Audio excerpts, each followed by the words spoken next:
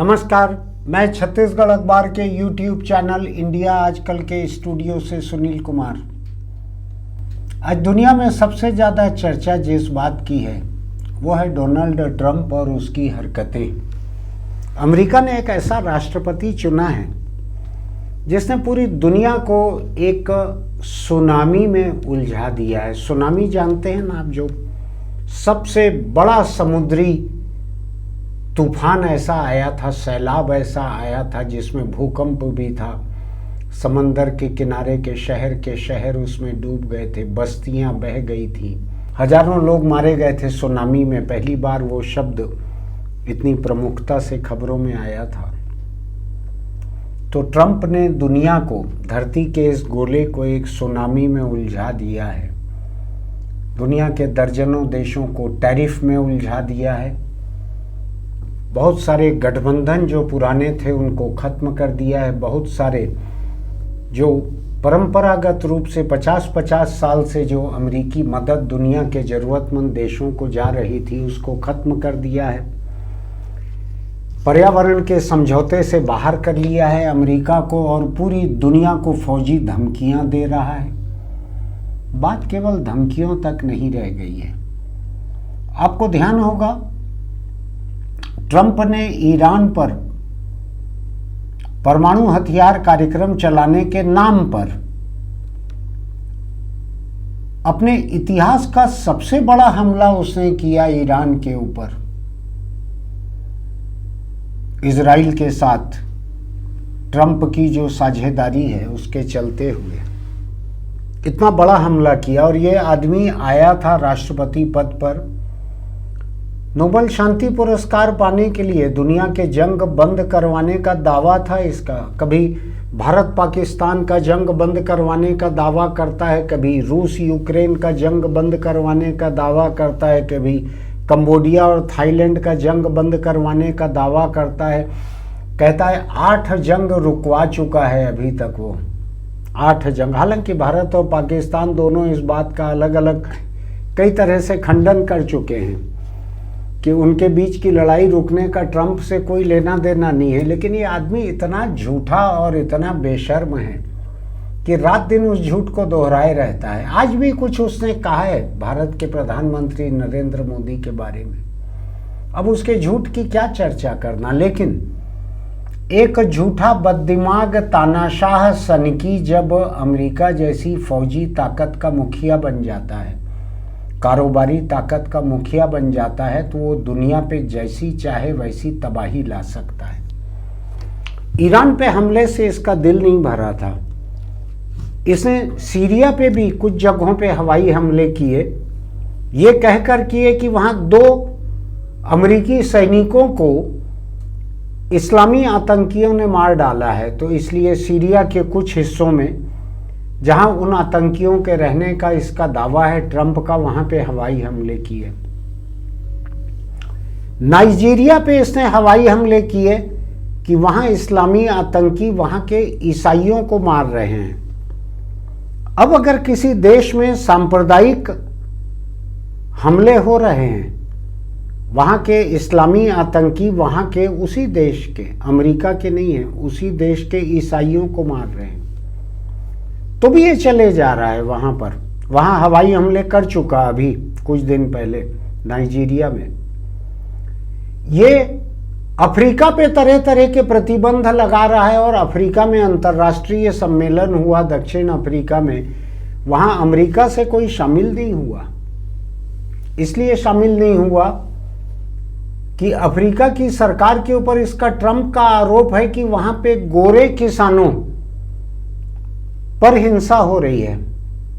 और उन्होंने कहा कि इस हिंसा का कोई गोरे किसान से कुछ लेना देना नहीं। यानी ट्रंप कहीं गोरों पे हिंसा हो रही है तो वहां आर्थिक प्रतिबंध लगा रहा है या टैरिफ लगा रहा है या उनका बहिष्कार कर रहा है। कहीं मुस्लिम आतंकी ईसाई को मार रहे हैं तो वहां पे ट्रंप हवाई हमले कर रहा है। ये जहां चाहे वहां पे हवाई हमले कर रहा है। अभी इसकी ताजा हरकत वेनेजुएला में हुई। वेनेजुएला में राष्ट्रपति अपने कोठी पैलेस जो भी रहा होगा उसमें सोया हुआ है पत्नी के साथ।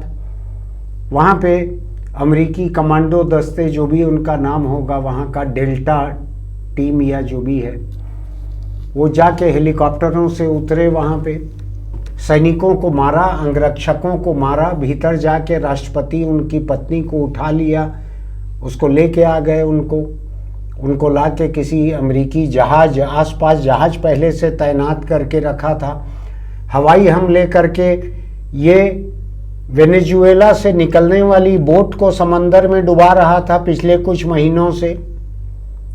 दर्जनों ऐसे हमले किए हैं और 100 लोग करीब मार डाले हैं उसने, ट्रंप ने वहां पे, कि वेनेजुएला नशा भेजता है अमेरिका में।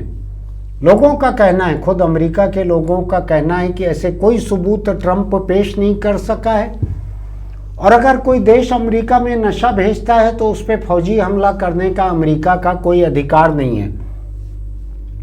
ये मैं नहीं कह रहा हूँ, ये अमेरिका के लोग कह रहे हैं। मैं तो ट्रंप को जितने तरह के नकारात्मक विशेषण मुझको फिट बैठते दिखते हैं ट्रंप पर, मैं आपके सामने बोलते रहता हूँ। वहां पर बहुत सारे लोग ट्रंप के खिलाफ बोल रहे हैं, खुद अमेरिका के बड़े बड़े लोग इसके खिलाफ बोल रहे हैं। कमला हैरिस जो ट्रंप के खिलाफ कैंडिडेट थी डेमोक्रेटिक पार्टी की, उसने कहा कि ये असंवैधानिक और गैरकानूनी है ये हमला वेनेजुएला के ऊपर, और वेनेजुएला के राष्ट्रपति की हथकड़ी में जकड़ी हुई और आंखों पे पट्टी बांधी हुई ऐसी तस्वीरें फैला रहा है ट्रंप, जो जाहिर तौर पर अमेरिका के कब्जे में है, वो कैदी है, न्यूयॉर्क में लाकर डिटेंशन सेंटर में रखा गया है। कल का वीडियो मैंने देखा है, आज सुबह सुबह मुझको ट्विटर पे दिखा कि अमेरिका में जब वेनेजुएला के राष्ट्रपति को ले जाया जा रहा था एक जगह से दूसरी जगह न्यूयॉर्क शहर में, तो जिस वैन में ले जाया जा रहा था, आमतौर पर हिफाजत के लिए वैन के दरवाजे खिड़की सब बंद किए जाते हैं। इस वैन के बड़े बड़े दरवाजे खोलकर वेनेजुएला के राष्ट्रपति को उसकी नुमाइश करते हुए लेके गया है ट्रंप। तो इस आदमी की घटिया हरकतों का कोई अंत नहीं है। अब मैं सोचता हूं कि तुम जब अर्जी फर्जी आरोप लगाकर वेनेजुएला पे हमला कर रहे हो और कह रहे हो कि अब वेनेजुएला को हम चलाएंगे, ठीक करेंगे, हम चलाएंगे उसको वेनेजुएला को, जैसे कि तुम्हारा कोई कॉलोनी रही हुई हो साम्राज्य की, इस तरह से कह रहा है वेनेजुएला को हम चलाएंगे, वहाँ के तेल कारोबार, दुनिया का सबसे बड़ा तेल भंडार है वेनेजुएला में, वही है उसकी, ट्रंप की नीयत वही है उस पर कब्जा करने की। तो एक देश को अगर मान लीजिए वो आपके पास नशा भेज भी रहा है, उसके खिलाफ कार्रवाई, आर्थिक प्रतिबंध, फौजी घेराबंदी, कई चीजें हो सकती थी। आपने उस देश पे हमला कर दिया। तो मैं ये सोच रहा था कि रूस का यूक्रेन पे हमला गलत कैसे होगा अगर इसी पैरामीटर को हम देखेंगे। तो अगर हम इसी पैरामीटर को देखेंगे तो चीन का कहना है कि ताइवान उसका हिस्सा है और वो ताइवान को मिला लेगा अपने में। अमेरिका तो अड़ा हुआ है वहां पर ताइवान के साथ चीन के खिलाफ कि मिलाने नहीं देंगे, अगर ताइवान पे हमला होगा तो अमेरिकी फौज जो है मुकाबला करेगी। तो मैं दुनिया के अलग अलग हिस्सों को देख रहा था कि अगर ये ट्रम्पियाना, एक गाली चलती है हिंदी में, मैं गाली पे नहीं जाता, मैं ट्रंप को लेकर कह रहा हूं कि अगर ये ट्रम्पियाना चलते रहा सब तरफ तो क्या क्या होगा दुनिया में, आपने सोचा है? जब दुनिया का सबसे बड़ा दादा, सबसे बड़ा गुंडा एक मिसाल पेश करता है तो बाकी लोगों का हक हो जाता है उस तरह का करने का। तो मैं अभी ढूंढ रहा था दुनिया में कहां कहां ऐसे तनाव चल रहे हैं। तो ट्रंप का तर्क यह है कि जहां अमेरिका के हित जुड़े हुए हैं वहां वो कोई भी कार्रवाई कर सकता है, कोई भी हमला कर सकता है, कोई भी कार्रवाई कर सकता है। जहां अमेरिका के हित नहीं जुड़े हुए हैं वहां भी, अभी ईरान में वहां की सरकार के खिलाफ आंदोलन चल रहा है, सड़कों पे प्रदर्शनकारी हैं, तो ट्रंप ने खुली धमकी दी है अपने खुद के जुबान से, किसी प्रवक्ता वगैरह के माध्यम से नहीं, कि ईरान में अगर प्रदर्शनकारियों पर गोली चलाई गई तो अमेरिका कार्रवाई करेगा, इसके ऊपर हमला करेगा, ईरान के ऊपर। ये कहा है ट्रंप ने।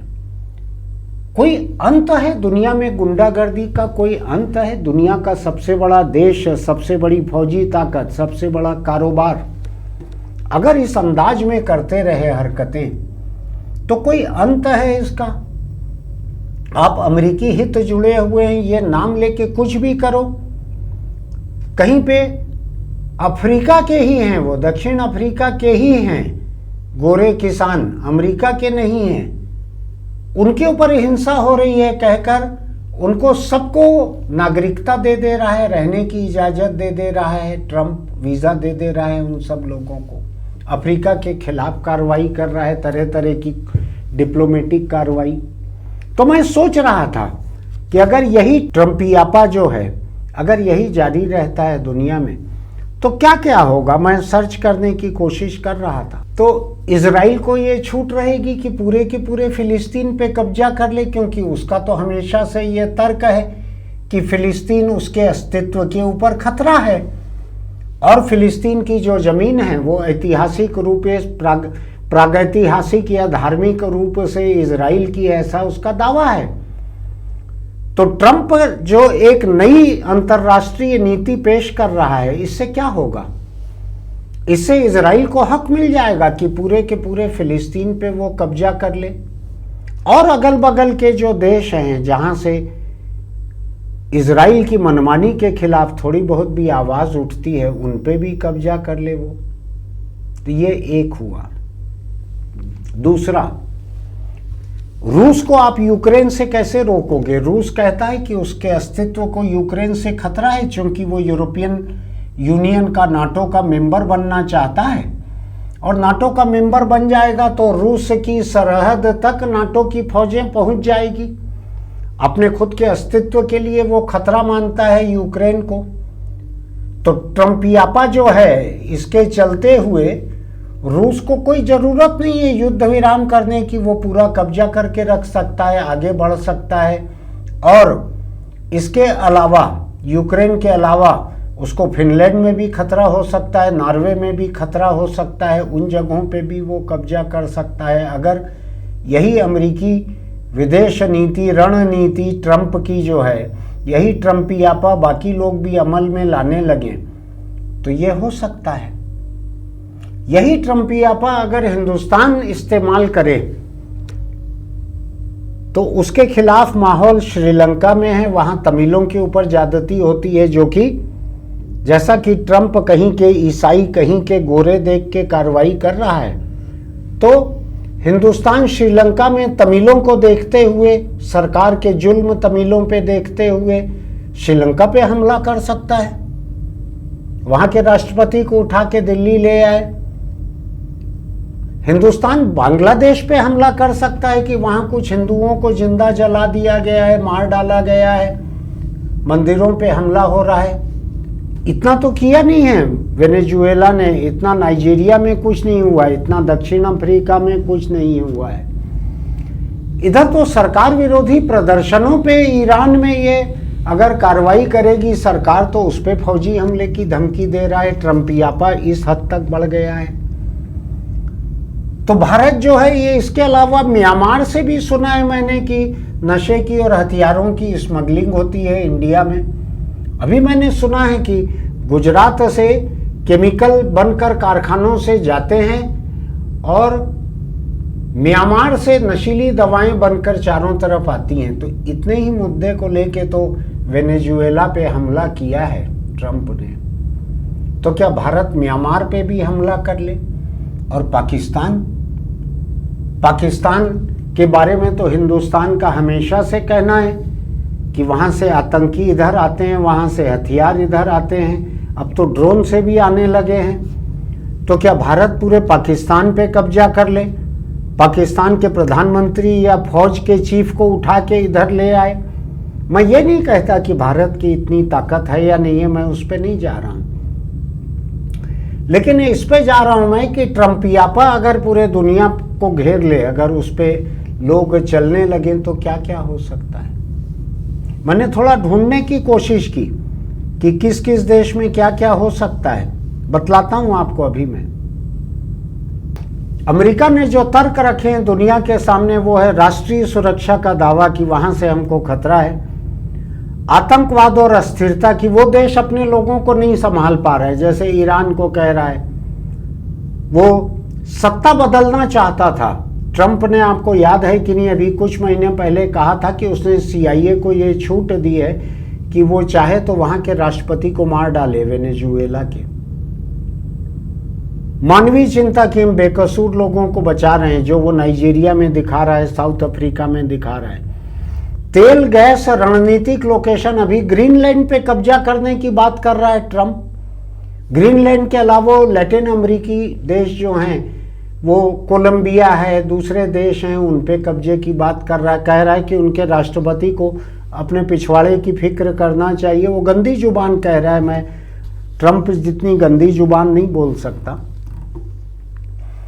वो फिलिस्तीन के गाजा को कह रहा है ये बहुत बढ़िया रियल एस्टेट प्रोजेक्ट मैं यहाँ पे बनाऊंगा, पूरे गाजा के लोगों को निकाल दूंगा वहां से। 20 लाख से ज्यादा लोग हैं, अभी भी जिंदा हैं। 75,000 पौन लाख लोग मारे गए हैं, 1.25 लाख लोग जख्मी पड़े हुए हैं, फिर भी 20 लाख से ज्यादा बचे हैं गाजा में। उनको निकाल के वहां रियल एस्टेट प्रोजेक्ट बनाऊंगा। तो दुनिया के बाकी देश भी सोच सकते हैं कि कहाँ पे रियल एस्टेट प्रोजेक्ट बनाया जा सकता है दूसरे देशों में जाके। और ट्रंप ने ये दिखाया है कि वो कर सकता है, उसके पास ताकत है, एक गुंडे की मवाली की ताकत है। कि दाऊद इब्राहिम है मुंबई का, मैंने शायद आज ही कहीं पे लिखा है फेसबुक वगैरह पे, कि ट्रंप इस तरह की हरकत कर रहा है कि दाऊद इब्राहिम को मुंबई का पुलिस कमिश्नर भी बना दिया गया है। तो दोनों तरह की ताकत है, अंडरवर्ल्ड की भी ताकत है और वर्दी की भी ताकत है। एक उपन्यास था हिंदी का, आपको याद होगा, वर्दीधारी गुंडा। तो ट्रंप वही हो गया है पूरी दुनिया में। लेकिन मैं आपको बतलाता हूं, मैं थोड़ा सा ठोस बात पे आता हूं। मैंने सर्च किया कि किस किस देश के सामने आज कौन कौन सी अड़ोस पड़ोस की और विदेश की चुनौतियां हैं, या वो देश दावा करते हैं कि ये चुनौती है, खतरा है हमारे लिए। चीन सबसे पहले ताइवान पे हमला करेगा, जिसको अपना ही हिस्सा मानता है। दक्षिण चीन सागर के देशों पर वो कब्जा करेगा। वो कहता है कि ये हमारे लिए सामरिक महत्व के हैं और इतिहास में ये हमारा हिस्सा रहा हुआ है। तो कुछ देशों के साथ समंदर को लेकर चीन का टकराव चलते रहता है। अमेरिका वहां जाकर अपने फौजी ठिकाने बनाते रहता है। अफ्रीका जैसे देश, बहुत सारे देश हैं, श्रीलंका है, अफ्रीका है, बहुत सारे ऐसे देश हैं जहां चीन ने बहुत भारी पूंजी निवेश किया है। पाकिस्तान में किया है। इन जगहों पे जाके चीन कब्जा कर सकता है कि हमारा बहुत बड़ा पूंजी निवेश है और हमको चीन के आर्थिक हितों की रक्षा करनी है। अगर चीन ट्रंपियापे पे उतर जाएगा तो क्या क्या कर सकता है। यूक्रेन जो है, एस्टोनिया, लातविया, ऐसे जो बाल्टिक देश हैं, इन पे भी कब्जा कर सकता है कि ये उसके अस्तित्व के लिए खतरा है। अड़ोस पड़ोस के देश, वो मध्य एशिया में जो एक समय सोवियत संघ के हिस्से जो थे देश, वो उन पे कब्जा कर सकता है कि ये हमारा हिस्सा था, जैसा चीन ताइवान के बारे में बोल रहा है। और ट्रंपियापे पे अगर दुनिया चलने लगेगी तो फिर पुतिन को कोई नहीं रोक सकता। क्या बोल के रोकोगे किसी को? अपनी बीवी को जो घर में पीटते हैं, वो पड़ोस के घर में जाके ये बोल सकते हैं क्या कि आप अपनी बीवी से जोर से बात मत कीजिए, धीमे बात कीजिए? तो ट्रंप वही कर रहा है। मैं भारत के बारे में मैंने आपको बताया, पाकिस्तान पे कार्रवाई कर सकता है, म्यांमार, बांग्लादेश, श्रीलंका, इन सभी जगहों पे कार्रवाई कर सकता है भारत। चीन बड़ा है भारत से फौजी ताकत में, तो भारत चीन के खिलाफ कोई कार्रवाई नहीं कर सकता। भले चीन सरहद के इधर आके हजारों किलोमीटर पे कब्जा कर ले, बस्ती बसा ले, कुछ भी कर ले। तुर्की जो है, सीरिया और इराक के कुछ हिस्सों पे कब्जा कर सकता है कि वहां से कुर्द लोग जो हैं वो तुर्की के खिलाफ कार्रवाई करते रहते हैं। वो ग्रीस से टक्कर ले सकता है तुर्की, कि वहां से उसको ऊर्जा स्रोतों का खतरा है। अगर वो ग्रीस अगर ज़्यादा ताकतवर हो जाएगा तो तेल के कुएं और दूसरे ऊर्जा स्रोत का खतरा रहेगा टर्की को। और बतलाता हूं मैं आपको, सऊदी अरब यमन को पूरा का पूरा खा सकता है कि वहां के आतंकी जो हैं यमन के, वो सऊदी अरब के खिलाफ कार्रवाई करते हैं। ईरान जो है वो तो बगल के इराक, लेबनान, सीरिया, इन सब को अपने अस्तित्व के लिए खतरा बतला के कि इन जगहों पे कहीं पे अमेरिकी ताकतें हैं, कहीं पे कुछ ताकतें हैं जो ईरान की शिया सरकार के खिलाफ है, तो सब जगहों पे ईरान कर सकता है कार्रवाई। अभी तो ट्रंप जो है वो ईरान में प्रदर्शनकारियों पे सरकार को कार्रवाई नहीं करने देना है ये कह रहा है। फ्रांस जो है, अफ्रीका के कई देश फ्रांस के कब्जे में थे पहले, आपको ध्यान होगा। वहां जा सकता है कि यहाँ के लोग हमारे यहाँ आ रहे हैं, शरणार्थी घुसपैठ कर रहे हैं अफ्रीका के लोग, तो हम वहां जाके कब्जा करेंगे, हमारे यहाँ आ रहे हैं ये लोग। ब्रिटेन आपको ध्यान होगा कि फॉकलैंड आइलैंड ऐसा एक टापू हुआ करता था जो ब्रिटेन क्लेम करता था कि उसकी संपत्ति है। ब्रिटेन तो इंडिया भी आ सकता है कि 1947 के पहले ये इंडियन कॉलोनी थी ब्रिटेन के कब्जे की। इजराइल के बारे में मैंने आपको कहा ही है। कुल मिलाकर ट्रंप जिस राह पर चल रहा है उससे संयुक्त राष्ट्र संघ, अंतर्राष्ट्रीय अदालतें, अंतर्राष्ट्रीय राजनय या डिप्लोमेसी की जो परंपराएं हैं, शिष्टाचार है, वो ये सब कुछ खत्म हो गया, कुछ भी नहीं बचा। गनीमत यही है कि अमेरिका में विपक्ष इतना जिंदा है कि वो खुलकर ट्रंप के खिलाफ बात कर रहा है। वहां का मीडिया ट्रंप की हरकतों पर सवाल उठा रहा है। अमेरिकी नागरिक ट्रंप की हरकतों पर रोज सवाल उठा रहे हैं। ये एक अलग बात है कि अमेरिकी संविधान ने अमेरिकी राष्ट्रपति को ऐसे असाधारण अधिकार दे के रखे हैं कि वो तानाशाह बन सकता है। अभी पहली बार जिन लोगों ने अमेरिकी संविधान 250 साल पहले लिखा होगा, उन वो अपने कब्र में करवटें बदल रहे होंगे बेचैनी में, और कब्र टू कब्र एक कम्युनिकेशन नेटवर्क रहता है, तो वो दफन मुर्दे दूसरे दफन मुर्दों से बात कर रहे होंगे, ये हमने कैसा संविधान बना दिया था जिसमें हमारा राष्ट्रपति जो है तानाशाह बन गया है। ये दुनिया बहुत खतरनाक मोड़ पर खड़ी हुई है। ट्रंप ने दुनिया के सामने ऐसी मिसालें पेश की है कि दुनिया के हर तानाशाह को अमेरिका की मिसाल अपनी हरकतों के लिए, मनमानी के लिए, हमलों के लिए रेडीली अवेलेबल है। बिल्कुल हाथ बढ़ाओ और ट्रंप की मिसाल निकाल के सामने रख दो। इस कदर का आदमी चुना है अमेरिकी वोटरों ने। मेरी पूरी हमदर्दी अमेरिकी जनता के साथ है, जिसके लोकतांत्रिक संस्थान, जिसकी लोकतांत्रिक परंपराएं सब कुछ पूरी तरह से खत्म हो रही है।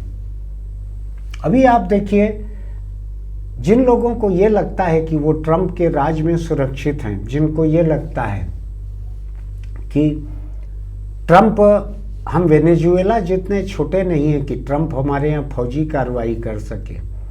फौजी नहीं कर सकेगा, आर्थिक कार्रवाई तो कर सकेगा, आर्थिक प्रतिबंध लगा सकेगा, टैरिफ लगा सकेगा, वीजा देना बंद कर देगा आपके देश को।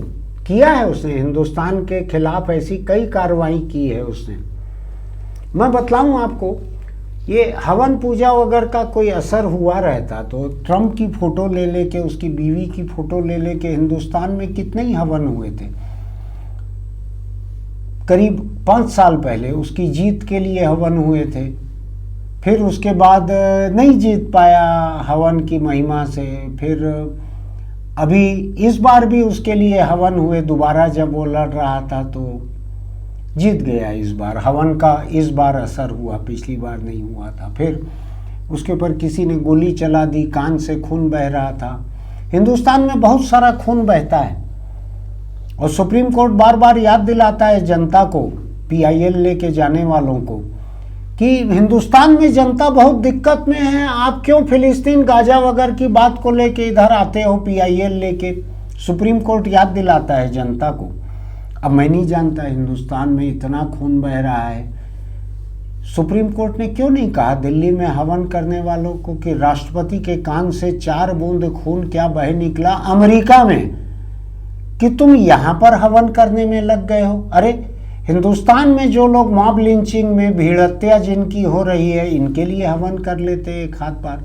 नहीं कहा सुप्रीम कोर्ट ने। खैर, सुप्रीम कोर्ट सुप्रीम है, मैं कौन होता हूं उसको सलाह देने वाला। तो मैं बतलाऊं आपको, कहीं पे आर्थिक प्रतिबंध, कहीं पे टैरिफ, कहीं पे वीजा बंदी, कहीं लोगों को निकाल देना। ट्रंप जो है उसके हाथ में कई तरह के हथियार हैं, कई तरह के। कोई सुरक्षित नहीं है, मैं बतलाऊं आपको। अब हर किसी को हर किसी से खतरा हो गया है, और हर किसी को कम से कम ट्रंप से खतरा तो हो ही गया है। आज सोने के दाम जो आसमान पे पहुंचे हुए हैं, सोने के चांदी के, वो इसीलिए कि दुनिया को मालूम है कि ये ट्रंपियापा जो है ये कहाँ ले जाके छोड़ेगा। ये इतनी अस्थिरता पैदा हो गई है, दुनिया के कारोबारों को समझ में नहीं आ रहा है कि क्या होगा आगे जाके। खुद अमेरिकी कारोबार खतरे में पड़े हुए हैं, वो कोई सौदा नहीं कर पा रहे हैं, कोई ऑर्डर नहीं दे पा रहे हैं, कोई खरीदी नहीं कर पा रहे हैं, बिक्री का एग्रीमेंट नहीं कर पा रहे हैं। चल रहा है, अमेरिकी लोगों ने चुना है, ट्रंपियापे को वोट दिया है, तो ट्रंपियापा झेलो। अभी 3 साल से थोड़ा सा ज़्यादा दिन बाकी है, शायद 20 जनवरी को आया था क्या ट्रंप, तो अभी 3 साल 1 पखवाड़ा बाकी है ट्रंप का। देखते हैं पूरी दुनिया इसको झेलेगी। इस बीच अगर बाकी देश अड़ोस पड़ोस पे हमला करें तो आप बुरा मत मानिएगा। इधर भी मैं देखता हूँ, मेरे प्रदेश में, छत्तीसगढ़ में, पड़ोस की कोई महिला जादू टोना करती है, ऐसा आरोप लगा के पड़ोस के घर वाले जाके उसको काट डालते हैं, कुल्हाड़े से टुकड़े टुकड़े कर देते हैं। ये लोग ट्रंप डॉक्ट्राइन पे चल रहे हैं पहले से, ये लोग ट्रंपियापे पे चल रहे हैं पहले से, खुद ही फैसला ले रहे हैं, खुद ही कानून अपना बना रहे हैं, खुद ही उसको लागू कर रहे हैं। झेलिए ट्रंप को, 3 साल 1 पखवाड़ा, इतना शायद बाकी है अभी। फिर मिलेंगे। आपको लगता है कि मैंने जो कहा है ये दुनिया को बेहतर तरीके से समझने में आपके किसी काम का है, तो आप इसको अपने दोस्तों को भी भेजिएगा, और कमेंट बॉक्स में लिखिएगा कि ये बातें आपको कैसी लगी हैं। हमारे YouTube चैनल इंडिया आजकल को सब्सक्राइब कीजिएगा, नोटिफिकेशन की बटन दबाइएगा, लाइक कीजिएगा। और चलते चलते छोटी सी सलाह कि सिगरेट, बीड़ी, गुटखा, तम्बाकू अगर आप खाते पीते हैं तो उसको छोड़ दीजिए। इनमें से हर चीज़ कैंसर को न्योता देती है, इनका इस्तेमाल छोड़ दीजिए। अपने घर परिवार दोस्तों के साथ चैन से रहिए। कैंसर से होने वाली मौत बहुत बुरी रहती है, बहुत ख़राब तकलीफ दे रहती है। मैं आपको डराना नहीं चाहता हूँ, मैं एक मेडिकल सच्चाई बता रहा हूँ कि तंबाकू कैंसर को न्योता देता है। मेरी बात पे भरोसा ना हो तो आप इंटरनेट पे सर्च कर लीजिए, अभी तो AI भी है आपको बताने के लिए। फिर मिलेंगे।